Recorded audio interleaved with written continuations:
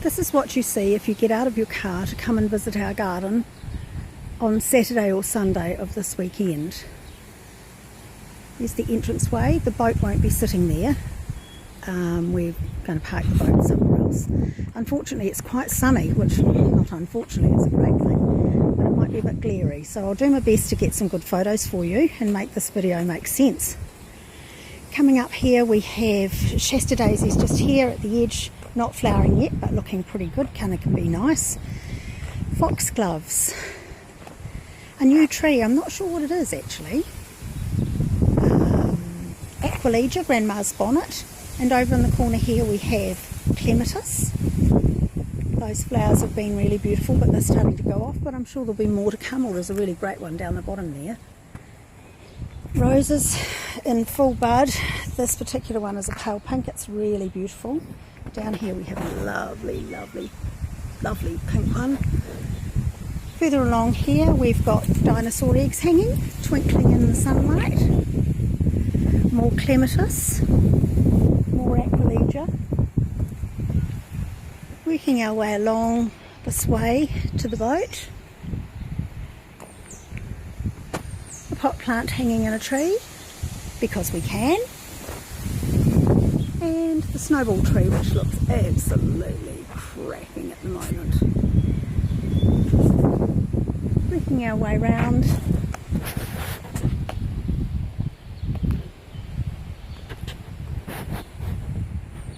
Through the gate to the vegetable garden. Johnny's masterpiece. Look at it, doesn't it look cracking? My crows bobbing in the wind. Peter the rabbit sitting down there.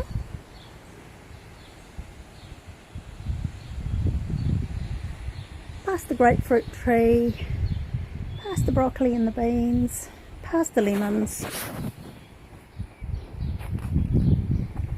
Down here to the magnificent rose, which is called Crepisil.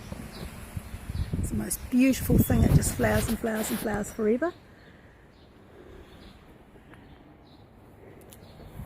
Under the trees and shrubs along here we have water fuchsia. Impatiens do really well in the shade.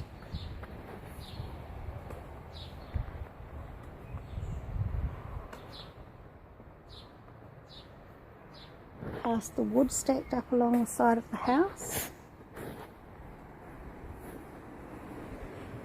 My herb garden underneath the kitchen window. We've got coriander, mint, oregano, thyme, rosemary, parsley going to seed.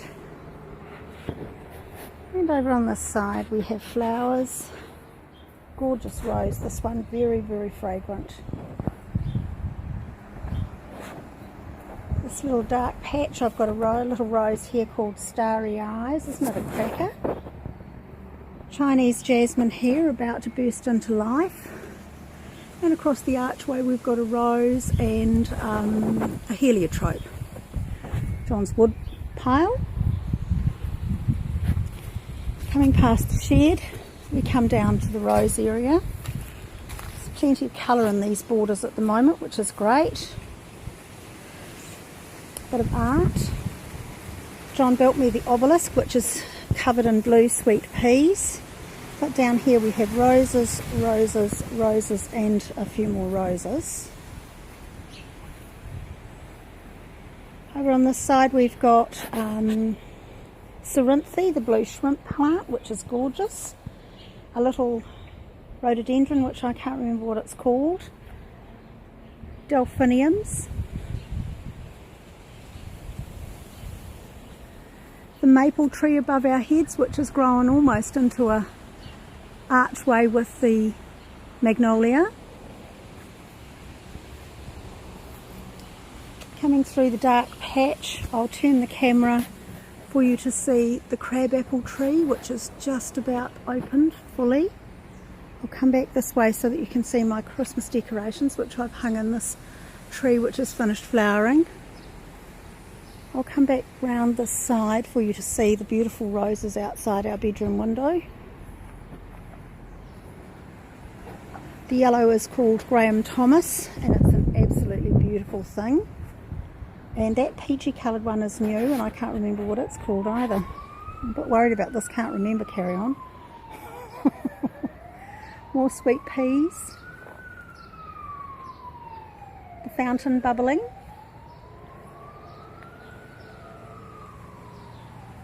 Plenty of colour through here. And going back across to this side of the garden, we have a musk rose growing over here, which you may or may not have heard of, but oh my goodness, doesn't it smell beautiful? And it looks great too. Look at that. Just gorgeous. My Powerball sitting in front of the Woodgelia and the sheep and the fairy garden with the fairies' tools. Let's get in close to the fairies' tools so that you can see the little fork and spade. And the bench seat and the kiwi hiding in the bushes. And my birdhouse. I don't think there's been a bird in it, but it's fun. And my whirligig. And around here we've got geraniums. And over closer to the house I've put a whole lot of pots to make everything look pretty.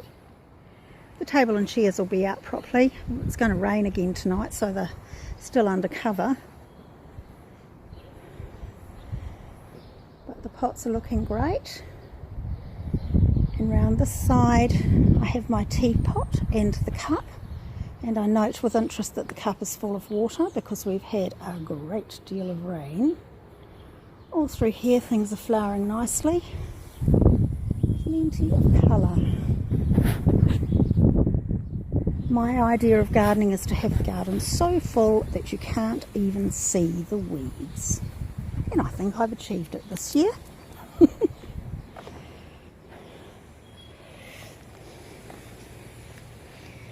Coming round, and here is a beautiful new rhododendron. Oh, isn't it divine? It's so soft in colour. And further around, got a rather lime coloured fuchsia, which is a telltale sign that it's not healthy, but it's still flowering like crazy, so I don't know. And another rhododendron hiding in there, just starting to come out in dark red.